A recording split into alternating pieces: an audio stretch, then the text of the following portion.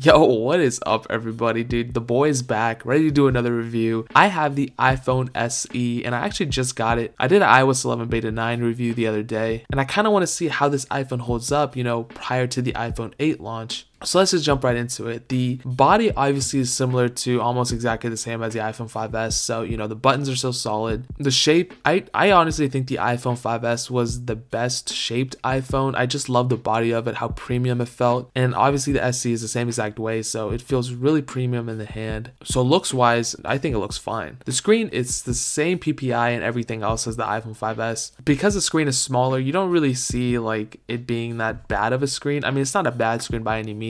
But if we inflated that screen to like 6 inches, obviously you'd start seeing pixels and how like weird it looks. But because it's a smaller size, it really doesn't look that bad. Now with the iPhone SE, there is no 3D touch. That's not really a huge problem for me because, I only use 3D touch for one thing on my 6S Plus for the assistive touch thing. And prior to the 6S Plus, I had an iPhone 6 Plus for like almost like a year and a half or something like that. And I really didn't mind, I got by. So I really don't think you need 3D touch at all. So basically it's not necessary, but like it's definitely cool to have. Now surprisingly, this phone has more similarities with the iPhone 6S than it does with the iPhone 5S, and that has a lot to do with the performance of the phone. So overall, the performance is actually very, very good on this phone. It's much better than the 6 Plus because this phone has 2 gigs of RAM and it's clocked at higher speeds, so you can do more with this phone than you can with the iPhone 6 Plus and the iPhone 6 if we're just talking about speed. So expect gaming and everyday performance to be very, very good. And it has the feature where if you pick up your phone straight from the desk or something like that out of your pocket, the screen will automatically turn on, and I actually prefer that over just like clicking the home button every time. Now switching to the back real quick, the camera is 12 megapixels, which is actually a very, very, very good sensor. It's capable of shooting 4K videos. It can shoot 1080p videos at 60 frames per second, so you can slow that down if you want to, but that's pretty sweet. The front camera is only 1.2 megapixels, which isn't bad, but like don't really expect to zoom in a bunch on the front facing photos. Now switching to the inside, the battery is 1624 milliamp hours. Now one thing I do not understand of these manufacturers is why do they make the battery sizes such strange numbers like 1624? Why don't you just round that up to 1700 or 1800, or better yet make it 2000 milliamp hours? Why you gotta do 1624? Like I will never understand that. Now it has a smaller battery than obviously the 6S Plus and whatever, but because of its smaller size and the screen not being the most like high definition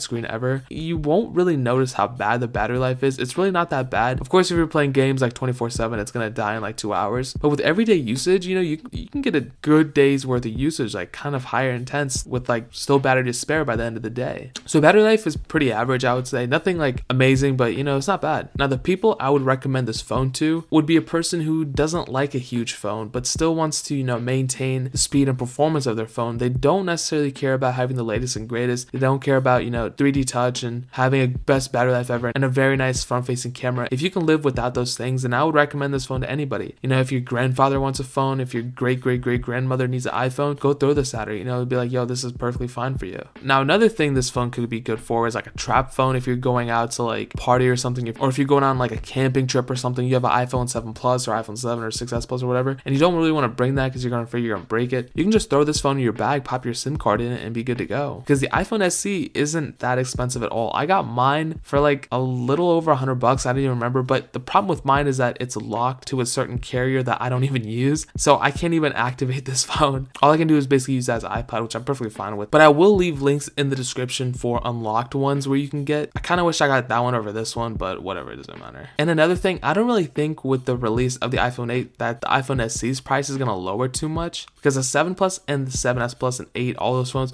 they're going to be in combat with each other, like competition, but the SE is in its own league because it's a smaller form factor. It's not trying to compete with the 6S and the 7 and all that. It's just competing with like people who want a smaller phone, That's basically my opinion. You can do whatever you want to. Guys, if you enjoyed this video, if I had any knowledge to you that you didn't know prior, hit that like button. Let's see if we can get 500 likes on this video. If we can do that, I'll do anything you guys want me to. If you're new here though, hit that subscribe button. I'm trying to get 20,000 subscribers by the end of the year. It's probably gonna happen with the rate and the exponential growth that we're doing right now. It's probably gonna happen, hopefully, but join the movement. Come on, guys. Comment if you guys guys have any questions or concerns, if you guys want to see something that I didn't, have the chance to do, I'm dropping way more videos of the iPhone SE and everything. So go ahead and comment if you guys have any questions or anything. Add me on all the social networks. You see it on the screen. Instagram, I've been posting like a beast. I gotta like chill out a little bit. I've been trying to find somebody to like draw my profile picture. So if you guys know anybody, if you guys want to do it yourself, let me know on Instagram or Snapchat or Twitter or something like that. I kind of want to change my profile picture to a drawing, so let me know if you can do that. Check out the links in the description as well, guys. That's pretty much it. But more importantly than anything else I've said in this video, I love all of you guys, and hopefully I'll catch you guys